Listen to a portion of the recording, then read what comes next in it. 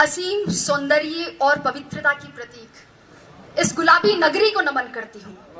राजस्थान विश्वविद्यालय की दैदीप्यमान प्रतिष्ठा और उसमें आप सबकी शिक्षा के प्रति निष्ठा को नमन करती हूँ। वह वटवृक्ष जिसकी छांव में यह विश्वविद्यालय परिवार फल फूल रहा है, ऐसे कृतज्ञता अभिभूत और जीवन सौंदर्य के पारखी माननीय कुलपति महोदय को नमन करती हूँ। जग से इसे सींचने वाले विद्वत शिक्षक समाज को नमन करती हूँ। राजस्थान विश्वविद्यालय की वैभवशाली परंपरा और गौरवशाली इतिहास और उसमें जन्मी आप सबकी सुनहरे भविष्य की उत्साहित और अनुशासित प्यास को नमन करते हुए नमन करती हूँ उस परम पिता परमेश्वर को जो मुझ में वक्ता बनकर बोल रहा है, आप में श्रोता बनकर सुन रहा है और इस पंडाल के कण कण में विद्यमान होकर इस परम को साकार मंचस्थ विद्वत समाज और देश के छलनी हुए जिगर को मरहम लगाने की एकमात्र आशा स्थल। प्यारे साथियों, मुझे बहुत प्रसन्नता है कि मुझे आज ऐसे लोगों के बीच व्याख्यान का अवसर मिला है जो उस मोड़ पर खड़े हैं जहां से उन्हें जीवन संग्राम में कूदना है। अभी आपके सामने बहुत सारी चुनौतियां और संघर्ष है। ऐसा नहीं है कि आरएस बनने के बाद मेरे संघर्ष और चुनौतियां खत्म हो गए हैं, बल्कि वो तो अभी शुरू हुए हैं, लेकिन उनसे लोहा लिए बिना हम आगे नहीं बढ़ सकते हैं। साथियों, मुझे नहीं लगता कि मैं अपने इन स्नातक अनुजों को कोई मार्गदर्शन दे सकती हूँ या आप में किसी अभूतपूर्व ऊर्जा का संचार कर सकती हूँ, क्योंकि मैं भी आप ही की तरह एक जिज्ञासु विद्यार्थी रही हूँ और पिछले कुछ वर्षों में वही सामने आप ही की तरफ बैठा करती थी जहां आज आप जगमग तारों की तरह इस परिसर को रोशन कर रहे हैं।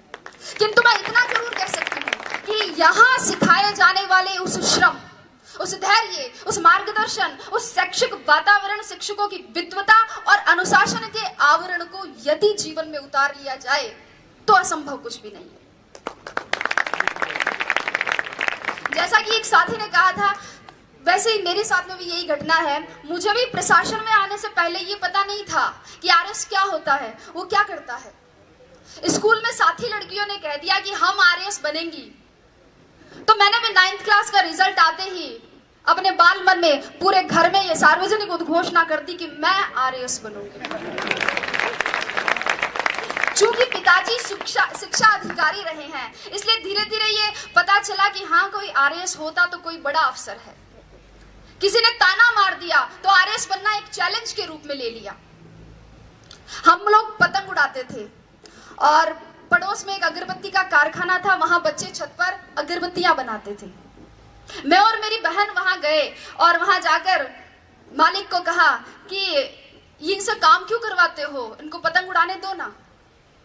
तो अंकल बोले कि तू कौन सी कलेक्टर लग रही है यहाँ पे।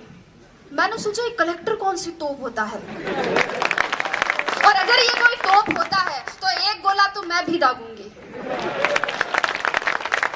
धीरे धीरे परिवेश बढ़ा, लोगों से जुड़ाव बढ़ा, एक आरएस अधिकारी के अधिकार, दायित्व और दायरे को समझा और फिर खुद के अंदर झांका तो देखा और पाया कि हाँ, मैं किसी काम को योजनाबद्ध तरीके से कर सकती हूँ, किसी बात के पक्ष और विपक्ष पर विचार कर सकती हूँ, नेतृत्व क्षमता भी है, अपनी बात दूसरों तक संप्रेषित कर सकती हूँ।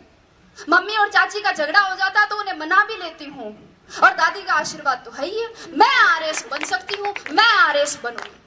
और तब मैंने सोचा कि न गरज किसी से, न वास्ता किसी से, मुझे काम है अपने काम से, तेरी जिक्र से, तेरी फिक्र से, तेरी याद से, तेरे नाम से। और आरएस को ही मैंने अपनी जिक्र और फिक्र बना लिया। और साथियों, यही सम्मिलित कारण और घटनाएं हैं जिनके परिणाम स्वरूप मैं आज यहाँ आपके सामने उपस्थित हूँ।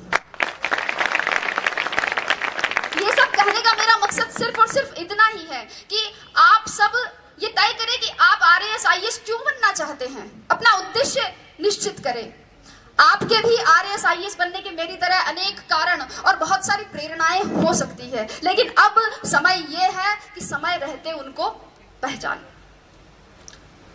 रिजल्ट आने के 5-7 महीने तक मुझसे एक सवाल बार बार पूछा गया और शायद उसी सवाल का जवाब देने के लिए आज भी यहाँ बुलाया गया है कि आपकी सफलता का रहस्य क्या है, उसका मूल मंत्र क्या है। साथियों, और मेरा जवाब हर बार घुमा फिरा कर एक ही होता है, परिश्रम, परिश्रम और परिश्रम। लेकिन ये समयबद्ध, सकारात्मक और लक्ष्योन्मुखी होना चाहिए। टॉपर कोई भी हो सकता है, आवश्यकता सिर्फ लगन, मेहनत और धैर्य की है। थोड़ा संक्षेप में बात करते हुए अब मैं आती हूँ परीक्षा के विविध स्तरों पर। जैसा कि आप सभी को पता है, परीक्षा के 3 स्तर है। संक्षेप में ही चर्चा करूंगी। प्रारंभिक स्तर पर, प्रारंभिक परीक्षा के लिए एक एक बिंदु की तैयारी के लिए सटीक और स्पष्ट तैयारी की जरूरत है। और यहाँ नादानी करने का मतलब है अपनी पतंग खुद काटना। वस्तुतः दोस्तों, प्रारंभिक परीक्षा की तैयारी मुख्य परीक्षा के दृष्टिकोण से करनी चाहिए और बिना किसी शॉर्टकट की उम्मीद लगाए करनी चाहिए। जिस व्यक्ति ने कभी हाथी नहीं देखा है, अचानक उसके सामने अगर हाथी आए तो क्या होगा? डर जाएगा। इसलिए आप पिछले वर्षों के, चाहे प्रारंभिक परीक्षा हो चाहे मुख्य परीक्षा हो, पिछले वर्षों के प्रश्न पत्रों का विश्लेषण कर सबसे पहले अपने डर को दूर भगाएं। अक्सर विद्यार्थी इस असमंजस में रहते हैं कि तैयारी कहां से शुरू करें, कैसे शुरू करें।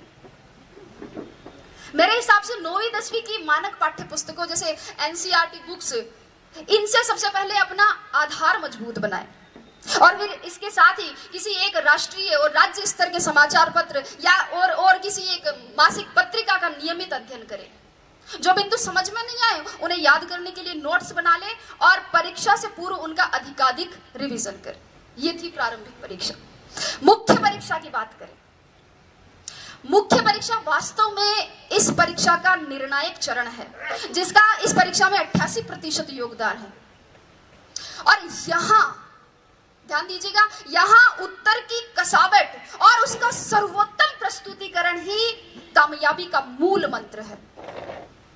मुख्य परीक्षा से पहले इन प्रश्नों पर विचार करें कि परीक्षा का पाठ्यक्रम किस प्रकार का है, पैटर्न किस तरीके का है, सवाल पूछे जाने का ट्रेंड क्या रहा है, मानक पाठ्य सामग्री कहां से और कैसे मिलेगी, उत्तर लेखन के लिए रणनीति और समय प्रबंधन कैसे करना है, पूर्व में सफल रहे अभ्यर्थियों की क्या रणनीति रही है, कितनी मेहनत जरूरी है, कितनी मूवीज और पार्टियों में नहीं जाना है, कितनी गप्पे एग्जाम के बाद के लिए छोड़नी है, व्हाट्सएप को मोबाइल में कब तक अनइंस्टॉल रखना है।